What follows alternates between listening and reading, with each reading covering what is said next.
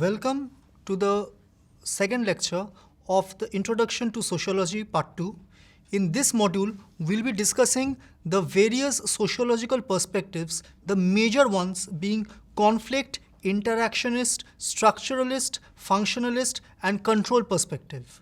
Sociological perspective, as we have already seen, is important to understand the general from the particular. When we are trying to gather some generalizations, broader generalizations from micro level interactions within society, we have to do it from the point of view of particular sociological lenses or approaches of analysis. And in order to arrive at this particular understanding, there are various tools present with a sociologist. These tools are in the forms of the thinkers, the contributors, and the approaches that have been derived in the sociological perspectives. So we'll be discussing some of these perspectives in greater detail along with a few of the thinkers which have contributed to that particular thought.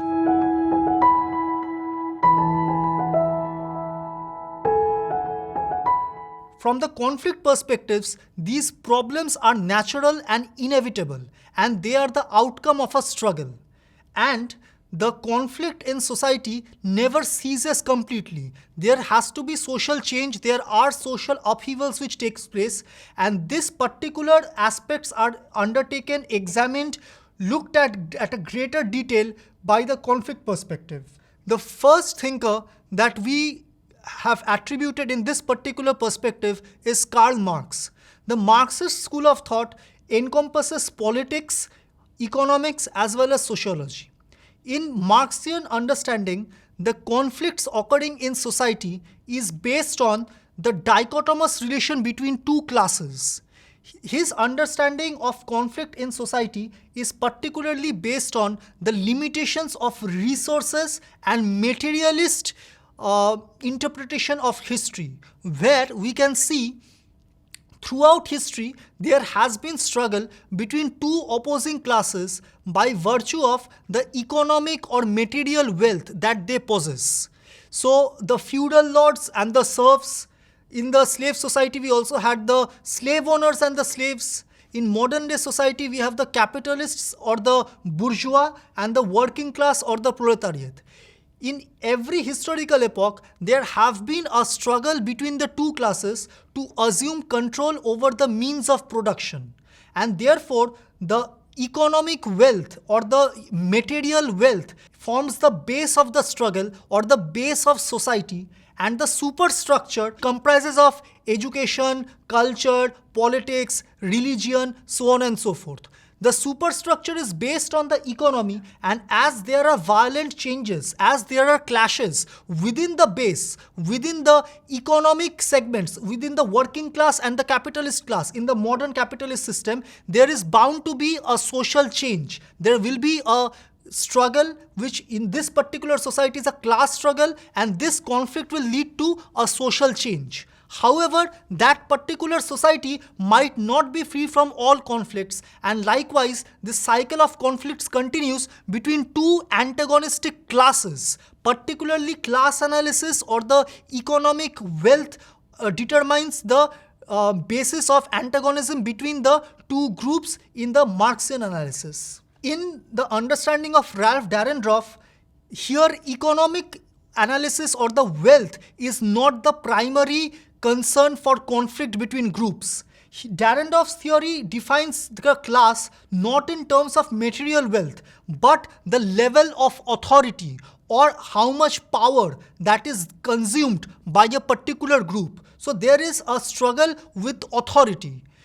Power in day-to-day life can mean whoever has how much of whatever power it can be. Suppose muscle power is also a form of power, wealth can be a form of power, but when that power has a legal sanctity, then it transforms into authority. And there is always a struggle with authority in every society with some group or the other. So when we have groups which follow authority, there is complete cohesion, there is no problem. But of course, due to the law and order situations that arise from time to time, there are groups which do not follow authority which go against them. This conflict between the groups which on one hand has legal power or has a constitutional validated basis of power in terms of authority, and the other group which does not, and they go against the ones which who have power, this creates a conflict in society where again antagonism is created, but here class is defined on the level of authority. In the Marxian analysis, class was defined by the level of wealth or material possession of the means of production. Here it is based on authority and who does not have authority and the conflict between those two groups. So Dahrendorf in his study particularly derives from Weber, where Weber had already defined power and authority, and this same understanding is explored by Dahrendorf in his understanding of power and authority, and how the groups which do not have authority do compete with the group in power, which is the authority itself, and there are conflicts in societies.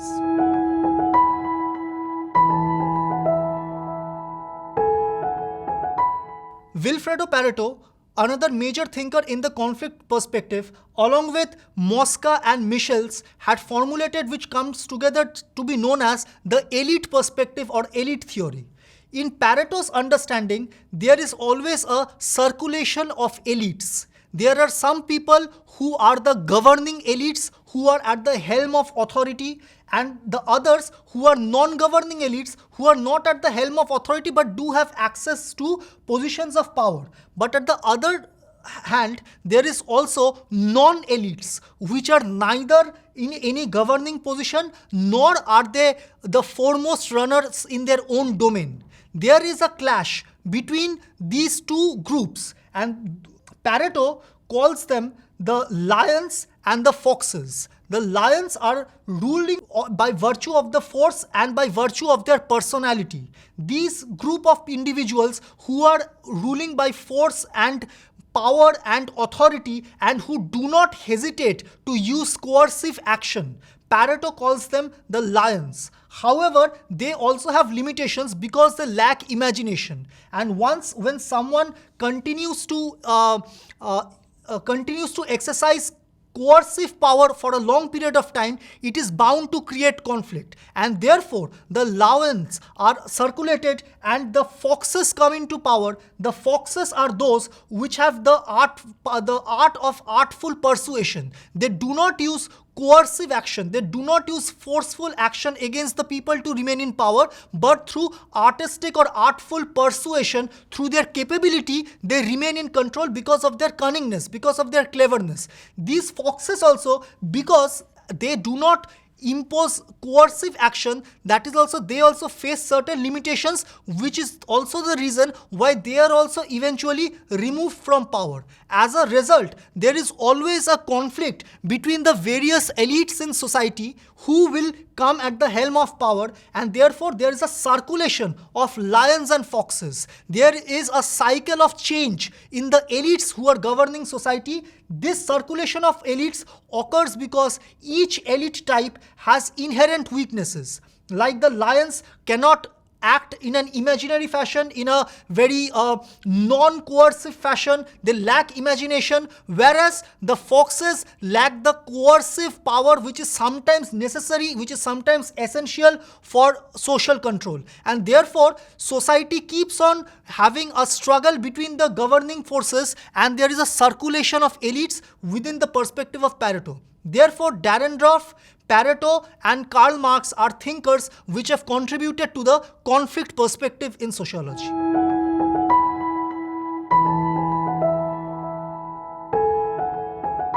We can discuss the interactionist perspective, of which symbolic interactionism is an essential part. The interactionist perspective particularly focuses on how individuals interact with one another and with society. Rather, not only individuals' interactions which are shaped by society, but how individual interactions in turn shape how society functions. Here, symbols such as totems, symbols such as customary rituals such as marriages, all perform a specific function which is shaped by how the individuals who are exercising them, the individuals who are following them, how they are interacting with these particular cultures, with these particular traditions, with these particular mores and norms in society. Individuals shape the society by interacting with them, and symbolic interactionism has a broader understanding of the people's imaginations, of the people's imposition on objects, events, culture, behavior, and every aspect of societal interpretation. Although symbolic interactionism was never coined by Herbert Mead, but George Herbert Mead is considered to be the founding father of interactionist perspective. He, in fact, talked about how human beings act towards things on the basis of the meanings that they give towards them. So meanings also change from time to time, from society to society, from context to context. Individual meanings which are ascribed to particular social activities, say individual meaning which is given to marriages within a particular societal context, might not have the exact same meaning and application in a different societal context. And therefore, how individuals are interacting with them, how the symbols are being interpreted, the meaning which are being derived from these symbols by the individuals in a particular social context, forms the basis of symbolic interactionism. The student of Mead, Herbert Blumer, came up with 3 particular principles of symbolic interactionism. First, he says the human acts in a certain way towards the symbols because the society assigns particular meanings to symbols. So how an individual will perceive a tradition, will perceive a societal symbol, will perceive a societal instruction depends on what type of society it is and what kind of instruction has been placed by the society, has been imposed by the society on the individual to follow that particular tradition, norm, culture or symbol.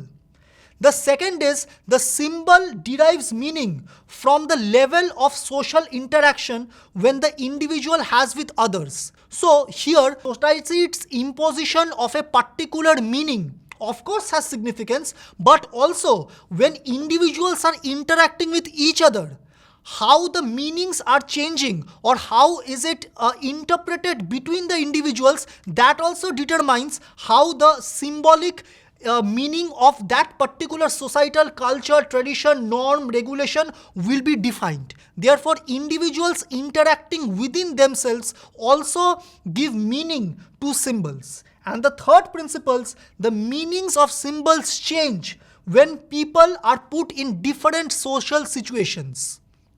Say for example, importance of honesty, integrity or honor, it varies from culture to culture. Individuals' ethical aptitude, their subscription to a code of honor. Suppose the code of honor which people followed in the Spartan civilization in that particular society is not applicable in today's society, or what was applicable in the Vedic age, Vedic society in India is not applicable in 21st century modern industrialized India. So the meaning of symbols are also dependent on the individuals and the societal context, the time period and particular social situations where the individuals are facing. And therefore, the social symbols can be interpreted in 3 ways as given by Blumer. 1, how the society ascribes particular meaning to the symbols, how the meaning of these symbols vary from the individual interactions amongst themselves,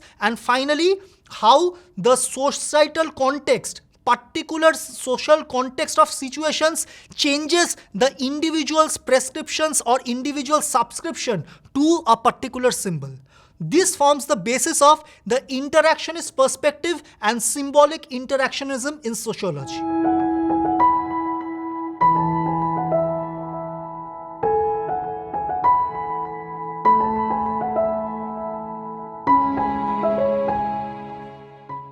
Functionalism views the society as a whole in terms of interconnected parts. Just like individuals have different organs and the individual organs need to function individually properly in order for the human being to function properly. Similarly, the every institution in society has a specific function, and all of these functions, when working together in cohesion with each other, creates societal stability.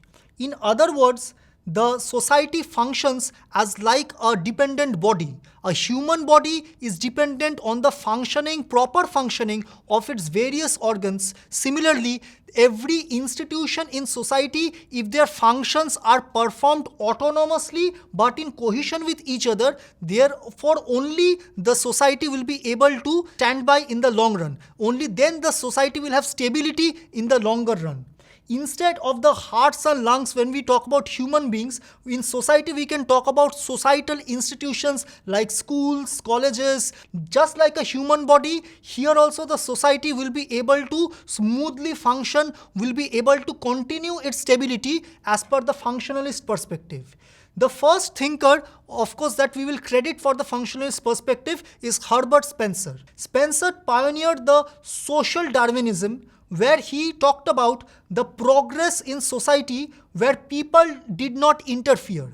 The structure is such that the functions of societies are being performed which does not require outside interventions of individuals. Rather, the human society, just like a human body, is a well-connected, interconnected structure of parts. When performing together their specific function, they overall also help to sustain the society, which is a holistic function. And therefore, Herbert Spencer's organic model of specific functions of various institutions of the society give the foundational basis for functionalism, but he did not have a very scientific approach to the study of the functionalist perspective, and therefore that is credited to Emil Durkheim, and Durkheim is therefore known as the father of functionalist perspective. Being the father of functionalism, his theory propounded for that the society promotes a view that everything has a particular function and all of these functions have necessary positive and beneficial aspects for the society, albeit in limited small quantities or in appropriate quantities.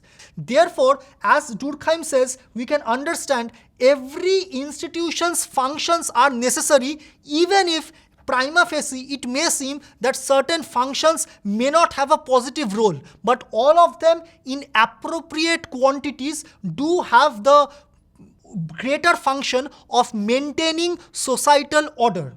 And if the functions are not performed, not only that particular institutions, but overall societal cohesion becomes obsolete and instability occurs. Malinowski has talked about the physiological and psychological needs of individuals. Firstly, talking about the physiological needs, every individual has basic physiological needs: hunger, thirst, and the need for reproduction. So fooding, water, as well as the need for reproduction provides the basis of physiological needs, and these in turn reflect the biological functions in society that they have to necessarily incorporate in terms to facilitate the growth and development of individuals.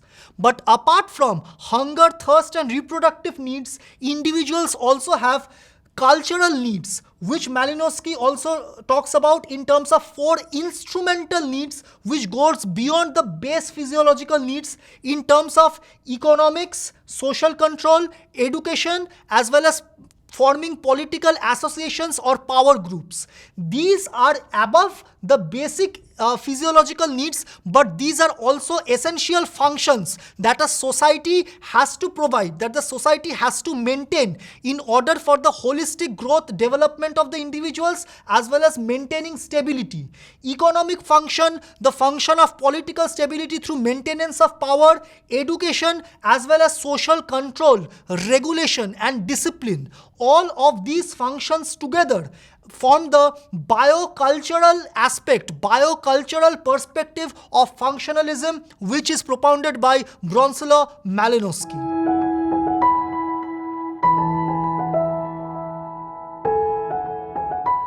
Just like the functional perspective, when we talked about the functions that the institutions were performing as being key, as being essential for the performance of the society, for the stability of the society, here rather than the functions or the human agency which is at the heart thereof, here in the structuralist perspective, the arrangement of the institutions, the arrangement of the social institutions, the structures therefore are given priority. Therefore, within structuralism, it is in particular relation to the overall structures of the various associations, institutions present in society, the arrangement of the social institutions starting from the individual's family level to the civil society, to education, religion, to the social constraints imposed by authority, etc. But the structures are signified upon rather than the individual human agency and its function thereof. We can talk about Radcliffe Brown, who had suggested that a society is a system of relationships maintaining itself through cybernetic feedback, while institutions are orderly sets of relationships whose function is to maintain the society as a system. The individuals at the behest of these associations or institutions are replaceable, but the structure of associations, the network of these institutions, which he talks about a system of cybernetics feedback, this is irreplaceable. If this does not work properly, then the society will become unstable and there will be a lack of social order. Importantly, Levi Strauss is another major thinker who talked about structuralism, and for Strauss, it is the unconscious mental structures which create social order. Even before the human beings take an individual action, they are creating certain mental images. They are creating certain psychologically, they are creating certain image of a structure. They are creating structures in their minds before performing certain actions. And therefore, in the structuralist point of view of Levi Strauss, the kinship systems can be studied, all the meaningful relations within the society can be studied through the relationship of structures, through the arrangement of structures present in society. Say for example, Strauss talks about the prohibitions in marriage, the taboo of marrying within the family. This is also signifying a cultural system. Behind this value that an individual prescribes to the association of marriage, to the institution of marriage, there are certain mental images, there are certain mental structures that he is conceiving. Similarly, apart from the mental structures, society is also conceiving certain structures. Society is institutionally arranging certain values, certain prescriptions which the individuals are maintaining through their day-to-day actions. And therefore, Levi Strauss particularly focuses on this anthropological phenomena of understanding systems through the inherent relationship between the societal structures, societal institutions, and social arrangements present within a particular societal context.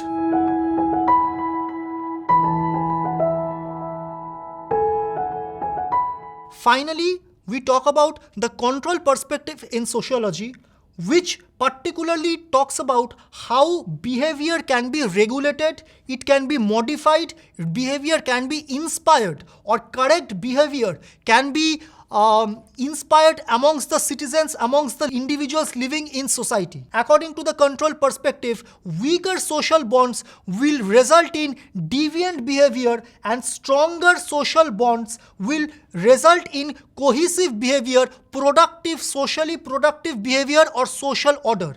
In other words, in the control theory, compliance to norms, compliance to social norms and regulations, compliance to the basic values of a society is determined by the level of social bond, which can start at the family level, which will be modified, which will be shaped, which will be reinforced through educational institutions and cultural institutions in society, and also how the individuals are interacting at society with society at large. This will largely develop the bond of the individual with society, which if strengthened, there will be a control of the society over the individual, there will be a regulation of individual behavior or correct behavior, Whereas if the bonds are weaker, if individuals continue to move away from these social institutions, if individuals feel detached, then these weaker bonds will result in deviant behavior or criminal behavior, or will lead to antagonism with society. There will be a breakdown of social order. To prevent that, the control perspective or control theory in sociology particularly emphasizes on maintaining social control over the individuals at large. Particularly, Ivan Nye is very important from the perspective of social control. Ivan Nye talked about three types of social control. Direct control, which is materialized through rewards and punishment, where individuals are rewarded for correct behavior, which helps in the maintenance or functioning of society, whereas deviant behavior, criminal behavior can be punished. And this, of course, can be understood through the lens of modern day functioning of the legal system, where individuals who follow law and order, who maintain certain rules and regulations, are upstanding citizens. Ones who do not, who violate laws, not only social norms and customs, but also the legal regulations present in a society, these people are punished. And this is a form of direct control. The second is the indirect control, and here no direct punishment or direct appreciation is mitigated, rewards are given, but affectionate identification with positions of authority become the norm in society. Individuals grow up to pay certain affection, to give certain respect to positions of authority. Individuals in society grow up to indirectly follow the social norms and customs, respect social institutions, respect authority. Suppose the constitution, suppose the parliament, suppose the judiciary, all of these institutions are upstanding institutions of a society, and it demands respect, it commands respect from the individuals, which are indirectly controlled. The behavior of the individuals are indirectly controlled to pay respect, to give certain affectionate, to give certain positive approach to these institutions, so that these institutions can have a degree of social control over the lives of the individuals, over the behavior of individuals. And thirdly, internal controls are ones which has to do with individual manipulation of conscience or guilt. When we talk about affectionate control, when we talk about affectionate identification with authority, individuals are indirectly prescribing to certain associations, are following certain authority affectionately, because they know there is certain basis, or there might be a legal basis, there might be a traditional basis, there might be a social basis behind that adherence to that authority figure or control. Whereas in case of internal control, it comes from one's individual psychology, one's individual conscience, one's individual approach as to what is right and what is wrong.